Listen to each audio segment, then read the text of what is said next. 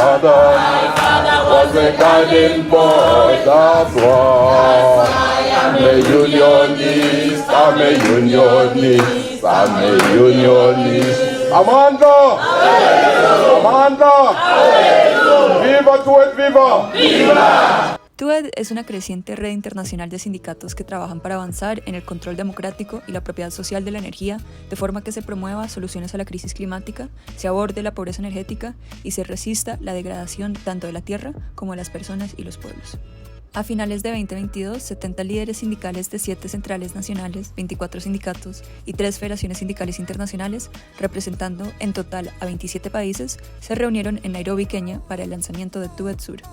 TUED Sur es una nueva plataforma sindical enfocada hacia la transición energética, la política climática y cuestiones más amplias del medio ambiente y luchas laborales lideradas por las y los trabajadores en pro de un desarrollo justo con bajas emisiones de carbono. Las y los participantes en Nairobi se comprometieron a impulsar un enfoque de vía pública hacia las transiciones energéticas de forma que se puedan abordar los principales retos que afronta el Sur Global. Entre ellos, los crecientes niveles de extracción y uso de combustibles fósiles, así como los altos niveles de pobreza energética. La reunión tenía 3 objetivos.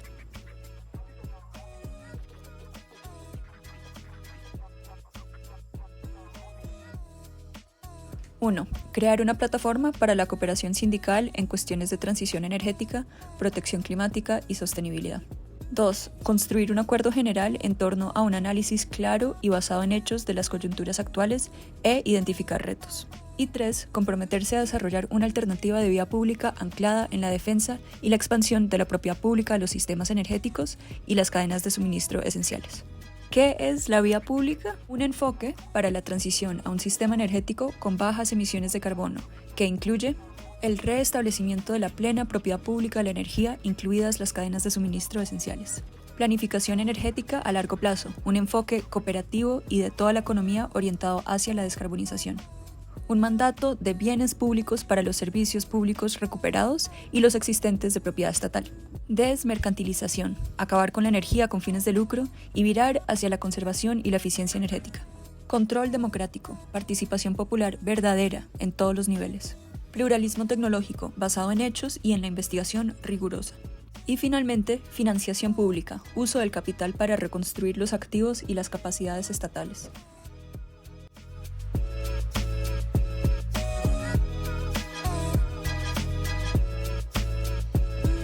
We need to propose alternatives. One part of what we're doing is resisting, the second part is where do we want to go?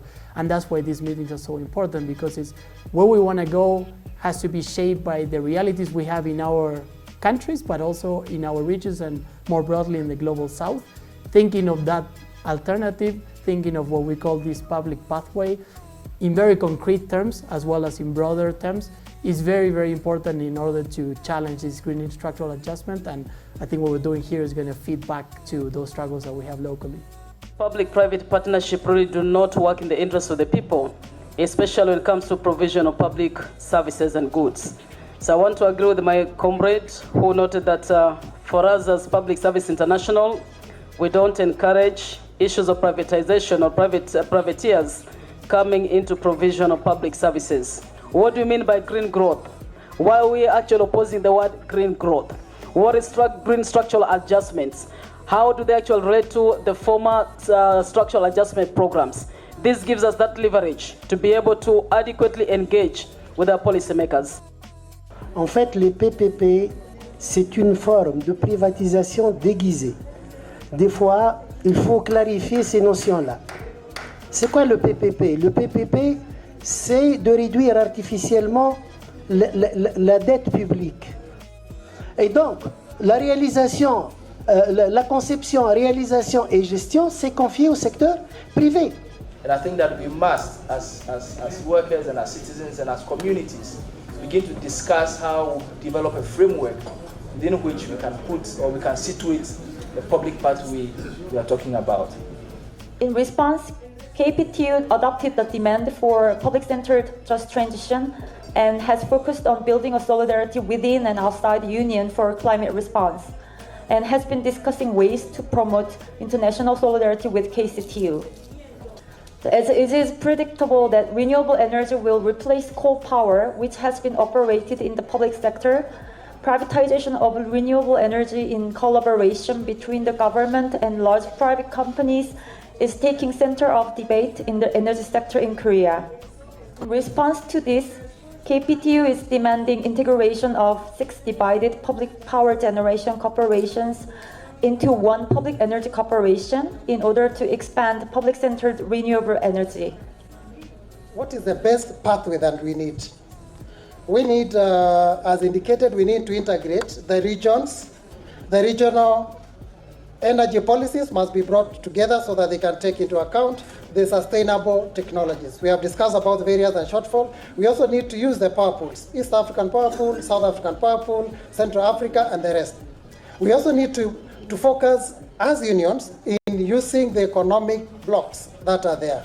The East African Community, COMESA, SADC, and ECOWAS, in order to be able to leverage and advocate for a clear public pathway. We can have examples of public-owned utilities which are properly governed and they are able to deliver on their mandate. If we plan to industrialize, if we plan to have plans for agrarian transformation, that is to say, our rural areas will not look as they do forever. If we have plans to talk about agro-industrial activities, small-scale agro-industrial activities, then that means increasing the potential for electrification. That must be accounted for. We must build the type of infrastructure that can accommodate that.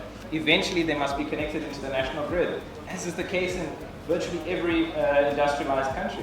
The only entity capable of fronting that kind of capital and making that kind of long-term investment is the public sector. When people cite the low cost of wind and solar, they are only talking about the generator aspect. That makes sense if you're if you are a developer who is proposing to build an IPP. But we are interested in the full system. And renewable energy systems require additional system components to ensure that they can reliably produce electricity.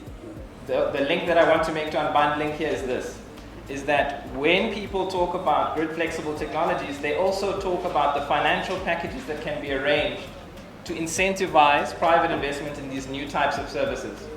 That kind of arrangement is not required in a public system. Right? You don't have to specifically incentivize generators to provide support services. You must provide an integrated solution when you have a vertically integrated utility, otherwise it doesn't make sense. Tenemos que romper las trabas legales que impiden el desarrollo del Estado a través de las empresas públicas.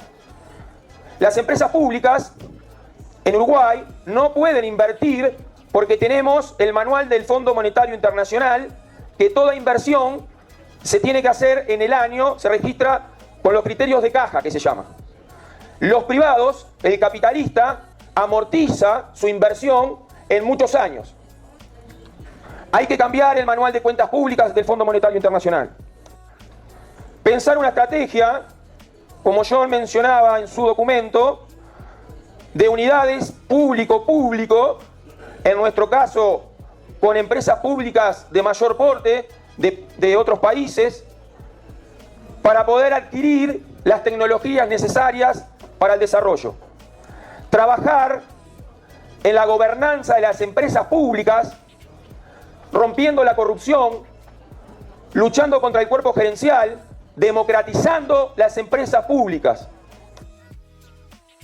Y por último, hay que desandar el camino y la pregunta que nos hacemos, ¿qué va a pasar cuando finalicen los contratos que están firmados con las empresas multinacionales? Lo que nosotros planteamos es reestatizar esa energía y que quede en manos de las empresas públicas. Y como decimos en Uruguay, las empresas públicas son del pueblo. Muchas gracias, compañeros y compañeras.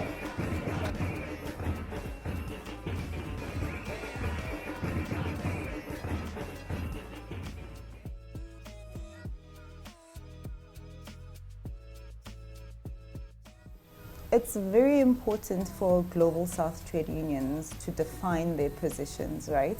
And TUED South gives that opportunity for trade unions to collaborate, to strategize, and to be able to reach a consensus on what it is that they're trying to reach. So there's a huge importance for that. There's a lack of coordination basically in the Global South, and this offers that opportunity for us to be able to be coordinated. We have been fortunate to draw on the experience and expertise of TUED, who have actually supported the trade union movement in Trinidad and Tobago in particular, and we've been able to successfully fight back what the government presented as a just transition policy, but was in fact an unjust transition. We are saying to TUED, unite us. Make sure that there's cooperation amongst ourselves as trade union in the Global South, so that we advance the agenda that will ultimately bring our public utility. El próximo encuentro anual es en Asia-Pacífico, el 2023. Sugerimos que en el 2024 sea en Latinoamérica, en el sur de América y en la Argentina, y nosotros también nos comprometemos a aportar en acompañar con la logística necesaria para tener un encuentro tan exitoso como el que tuvimos aquí en África y poder seguir fortaleciendo un plan de trabajo que ya sería a 2 años, que no es poco en este mundo vertiginoso. I can see that we, ourselves in this room, we have all the answers in terms of planning the pathway. The issue is, what is the role of the trade unionists back home in your national centers to ensure that all that we have highlighted here, ensuring there is budget, ensuring that we influence the policy, ensuring technology transfer.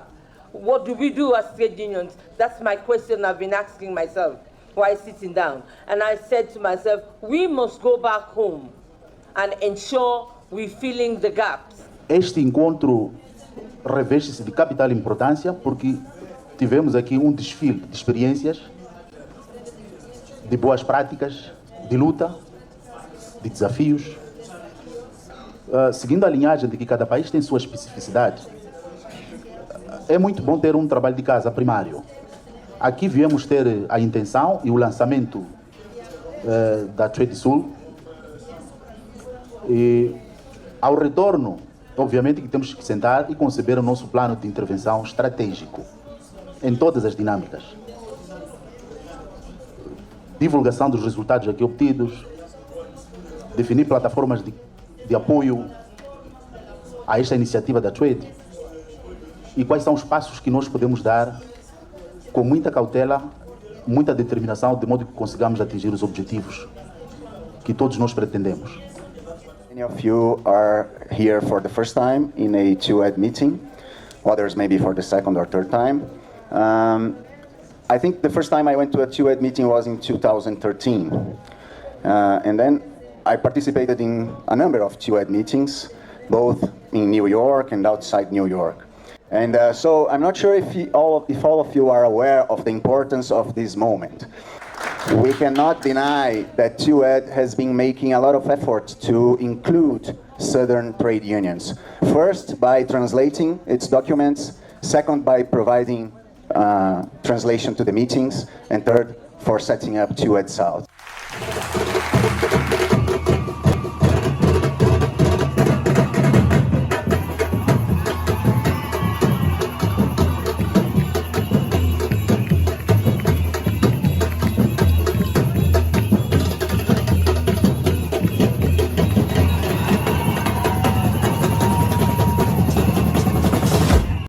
Thing, mobilize, mobilize, mobilize. We have to build consciousness so that people recognize their own power. Solidarity forever.